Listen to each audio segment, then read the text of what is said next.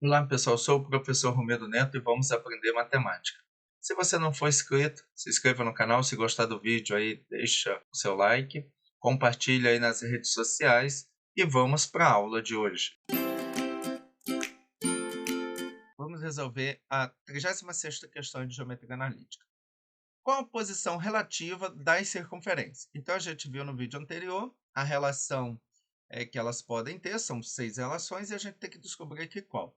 Mas para isso a gente tem que achar o centro e o raio para calcular a distância entre os centros e ver em qual caso ele se encaixa. Então aqui o centro dessa circunferência é tranquilo, porque não tem aqui nenhum termo perto do x ao quadrado, nem do y, então o centro é 0, 0. É a origem. O raio quadrado é igual a 49. Daí temos que o raio é raiz de 49, que é igual a 7. Estou desconsiderando o menos 7 aqui por ser uma medida, raio é sempre medida positiva. Bom, então essa é da primeira circunferência. Então vamos colocar aqui o raio 1. Então o raio 1 e o centro 1. Agora eu tenho que achar da outra circunferência, da circunferência 2. Só que ela está na forma geral. Então eu vou colocar ela na forma reduzida. E como que a gente vai fazer isso? Então vamos lá. Nós vamos abrir aqui o x. Fechar o parênteses, elevado a 2, mais o y, fecha parênteses, elevado a 2, igual, esse valor mais 21 já passa para o outro lado como menos 21. Bom, aqui, para achar que o valor que vai aqui, é só dividir por 2 o termo de x e y. Então, menos 6 dividido por 2. Menos 6 dividido por 2. Isso dá menos 3. Então, vai ficar aqui menos 3. Depois eu vou ter o outro valor, que é do y, menos 8 dividido por 2, que dá menos 4. Então, vai ficar aqui menos 4. Bom, agora eu pego esse valor, elevo ao quadrado e jogo para o outro lado somando. Então, 3 elevado ao quadrado dá 9, vai ficar mais 9. 4 ao quadrado vai dar 16. Bom, então aqui eu já tenho isso é igual. Bom, 9 mais 16, 25. 25 menos 21, isso dá 4.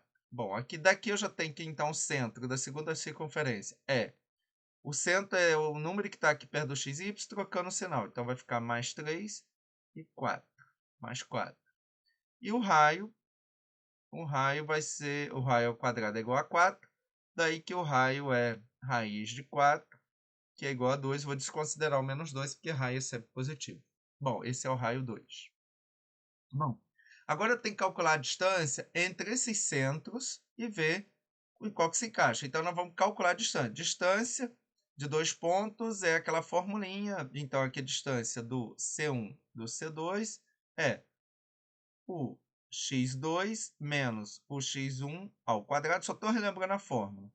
E o y2 menos o y1 ao quadrado. Bom, quem é meu aqui, o meu x são as coordenadas do centro. Então, vai ficar a distância de C1 e de C2 pegar aqui, 3 menos 0. Então, vai ficar 3. 3 elevado ao quadrado. 4 menos 0. Vai ficar 4. 4 elevado ao quadrado. Que vai dar 9 mais 16, que é 4 ao quadrado. Que vai dar 25. E raiz de 25 é 5. Então, eu tenho que a distância é 5. Agora, pensa o seguinte, eu tenho um raio 7, tenho um raio 2.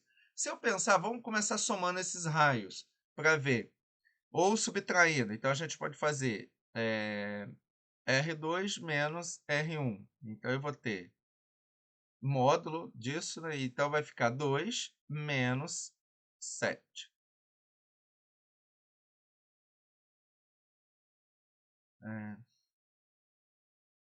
2 menos 7. Ou melhor, menos 7. Isso vai dar menos 5 e o módulo de menos 5 é 5. Aí, se você observar, deu exatamente a distância. Qual é o caso em que a distância é igual à subtração dos raios? Aí é o caso das tangentes internas. Então, elas são tangentes. Elas são tangentes internas. Então, tangentes internas. Por quê? Porque a distância do C1 ao C2 é exatamente o módulo de um raio menos o outro, tá? Então, repare que é exatamente, ó, quando você pega um raio, 5, tira o outro, 2, 7, menos 2 dá 5. Dá exatamente a diferença dos raios. Então, elas são tangente interna. Lembrando que são 6 casos. Então, só para relembrar aqui, não faz parte do exercício, mas a gente tem as externas. Então, vamos fazer aqui com outra cor. Então, a gente vai ter aqui, elas são externas. Quando que isso acontece? Quando essa distância, não vou colocar C1 e C2 aqui não para HTEP, a distância é maior que um raio mais o outro raio. Elas são tangentes externas, quando essa distância for exatamente igual à soma dos raios. Pois eu vou ter as tangentes internas, que é o caso que foi nesse exercício, tangentes internas, que é o quê? A distância é igual ao módulo de um raio menos o outro raio, tá? Depois eu tenho, agora o próximo vai ser as secantes. Quando que elas são secantes? Quando eu vou ter a distância, vou ter a diferença dos raios, vai ser menor que a distância, que por sua vez é menor que a soma dos raios. Então, essas são as secantes. Depois eu vou ter elas vão ser internas. Uma interna, tá? A menor interna dentro da maior. Então, vai ser 0 menor que essa distância, e que bota igual, mas igual tem outro caso lá, que é o sexto caso. Menor que a distância, menor que a diferença dos raios. O módulo da diferença dos raios. E, por fim, a gente vai ter as concêntricas, que é quando a distância é igual a 0, ou seja, elas têm o mesmo centro. Então, tá aí os 6 casos, tá? E claro que a gente teve um caso aqui.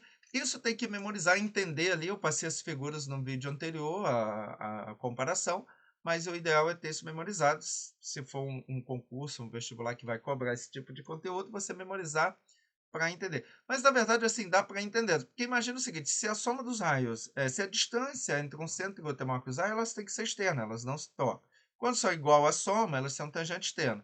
Quando são igual à diferença, o módulo da diferença, elas são tangente externa. Quando ela está entre a diferença e a soma, são secantes. Quando ela está maior que zero e menor que a diferença, são internas. E quando a distância entre os centros é igual a zero, elas são concêntricas. Pessoal, muito obrigado por ter visto o vídeo todo. Se ficou alguma dúvida, deixa aí nos comentários. Se gostou do vídeo, aí deixa o seu like. Se não for inscrito, se inscreva no canal. Se gostou, compartilhe aí nas redes sociais. Um abraço, fique com Deus, até a próxima.